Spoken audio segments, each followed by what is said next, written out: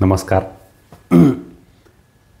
बऱ्याच वेळा करिअर करण्याच्या प्रयत्नात असलेल्या तरुण पिढीशी गप्पा मारणं होतं, तेव्हा एक गोष्ट प्रकर्षाने जाणवती की बहुतांश वेळा या धावपळीत व्यायाम करण्यासाठी, स्वतःला देण्यासाठी बऱ्याच जणांना तरुण पिढीमध्ये खास करून वेळच नाही आहे. खरं तर बरेच जणच असे, तरुण पिढीच का, बऱ्याच जणांना वेळच नाही आहे आपल्याकडे. वयाच्या एका टप्प्यावर गेल्यानंतरही व्यायामासाठी वेळ नाही आहे, अशी अवस्था आहे. एक छोटंसं स्वतःला मनन करण्यासाठी हा एक प्रश्न आहे की एक सुरुवातीच्या काळातच जेव्हा आपण तरुण आहोत, त्याच वेळा आपण काय प्लॅनिंग करतो की मला का करिअर, पैसे मिळवायचे आहेत, का मिळवायचे आहेत, माझं फ्युचर मला सिक्युअर करायचं आहे, भविष्य सुरक्षित करायचं आहे, हो ना.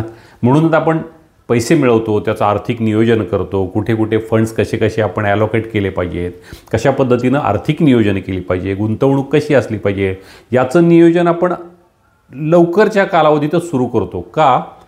कारण आपल्याला भविष्यामध्ये आपल्याला हा पैसा व्यवस्थित पुरेल, सुख देईल, समाधान देईल, याचा विचार आपल्यामध्ये असतो.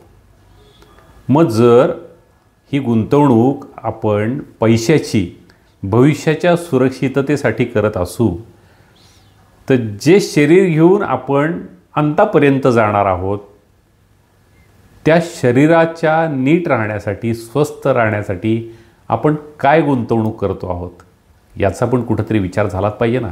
आणि जेवढी ती गुंतवणूक लवकर करायला सुरुवात करू शरीर स्वास्थ्याची, तेवढं भविष्यात बरं पडणार आहे. थोड्या प्रमाणात एक एक स्टेप उचलून आपलं शरीर स्वस्थ राहण्यासाठी ज्या प्रकारचे व्यायाम, प्राणायाम जे प्रत्येकाला सुचेल त्या पद्धतीनं त्या शरीराला नीट ठेवून उत्तरार्धामध्ये ते शरीर आपल्याला चांगलं साथ द्यावं. ज्या शरीराच्या माध्यमातून सगळं पैसे मिळवले, गुंतवणूक केली, पुढे तेच नीट नसेल तर त्या सगळ्या गोष्टीची किंमत शून्य राहणार आहे. म्हणून त्या शरीराच्या माध्यमातून जर आपल्याला पुढे आनंद घ्यायचा असेल तर लवकरात लवकर जेव्हा समजायला लागेल तेव्हा पटकन आपल्या त्या शरीराच्या स्वास्थ्यासाठी गुंतवणूक करणं गरजेचं आहे. दुसरं, आपण समाजामध्ये, नात्यांच्यामध्ये, मित्रांच्यामध्ये जिथे कुठे आपल्याला आनंद मिळतो असं आपल्याला वाटतं ना, त्या ठिकाणी पैसे मिळवत असताना, करिअर करत असताना, जॉब, बिझनेस करत असताना अशा ठिकाणी पण गुंतवणूक राहणं गरजेचं आहे. नात्यांमध्ये, समाजामध्ये, कारण माहीत नाही ना समाजातला, नात्यातला कोणता माणूस कधी आपल्याला मानसिक स्वास्थ्य देऊन जाणार आहे, समाधान देऊन जाणार आहे. तेव्हा आपल्याला ज्या समाजाकडून आनंद पाहिजे आहे, ज्या मित्रमैत्रिणींच्याकडून आनंद पाहिजे आहे, तिथे गुंतवणूक पण गरजेची आहे ना. आपल्या विचारांची, वेळेची, मेसेजेसची, भेटण्याची, कुठल्याही प्रकारे. पण ही गुंतवणूक तिथे पण गरजेची आहे, नात्यांमध्ये, समाजांमध्ये. ही गुंतवणूक जर करू शकलो तर भविष्यात जेव्हा आपण पैसे मिळवण्यासाठी जॉब, बिझनेस करतोय, हे संपेल तेव्हा ही गुंतवणूक कामाला येणार आहे. आपल्याला हवे तेव्हा आपल्या मित्रांना फोन करता येतील, जवळची जी नाती आहेत त्यांना भेटता येईल. कारण प्रपंचाचे विषय संपत आलेले असतील पुढे 50, 55, 60 नंतर, तेव्हा हीच गुंतवणूक कामी येणार आहे जे मनाला समाधान देणार आहे.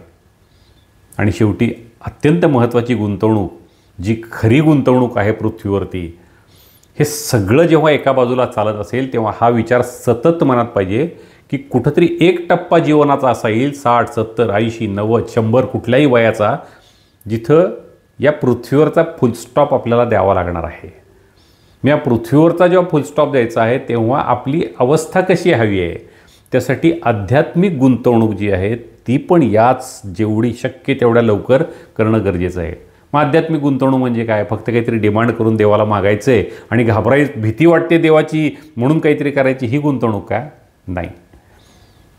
शांतपणे हे सगळं पाहणं की मला पृथ्वीवरती कसा छान जन्म मिळाला आहे, सगळ्या गोष्टी कशा करता येत आहेत, आणि हे सगळं समजण्याची प्रक्रिया कोणी भक्ती मार्गातून जातील, कोणी ज्ञान मार्गातून जातील, कोणी योग मार्गातून जातील. ज्याला जो मार्ग सुटेबल वाटेल, सोपा वाटेल तो, पण त्याच्यात समज महत्त्वाची आहे. भीती किंवा काहीतरी डिमांड पाहिजे म्हणून नाही, तर हे नक्की काय आहे हे समजण्यासाठी कधी समर्पणाची अवस्था, कधी बुद्धीनी प्रश्न विचारण्याची अवस्था असेल, कधी योग साधनेतून साधायचं असेल. पण हे नक्की की आध्यात्मिक गुंतवणूक जेवढी लवकर समजायला लागेल तेवढ्या लवकर जर केली तर ही गुंतवणूकसुद्धा हे जीवन कृतार्थ ठरवेल आणि या जीवनामध्ये आपण का आहोत पृथ्वीवरती याचा अर्थ समजून यायला लागेल. म्हणून खास करून तरुणांना विनंती, का अजून भरपूर आयुष्य पुढे आहे, जेवढं शक्य असेल तेवढ्या लवकर शरीराची गुंतवणूक व्यायामाने सुरू करूयात. आर्थिक गुंतवणूक तर आपण करतोच, त्याच्याशिवाय पृथ्वीवरती आपण या संसारामध्ये राहणं सुखद होतच नाही आपल्याला. आणि आध्यात्मिक गुंतवणूक, विचार, चांगले विचार वाचणे, पुस्तके वाचणं, जे आपल्याला वाटेल पण ज्याच्यातून मला माझा शोध लागेल, माझा आनंद नक्की काय आहे तो सापडेल, अशी गुंतवणूक करायला लागूयात. जेवढी शक्य तितक्या लवकर ही सुरुवात करा. सुंदर होईल जीवन, सुखद होईल, सुसह्य होईल आणि मग ती आनंद अवस्था सापडेल. सगळ्यांना ती आनंदाची अवस्था प्राप्त हो आणि गुंतवणूक योग्य वेळी योग्य पद्धतीनं सर्व बाबतीत हो, अशा मनापासून सदिच्छा व्यक्त करतो. धन्यवाद.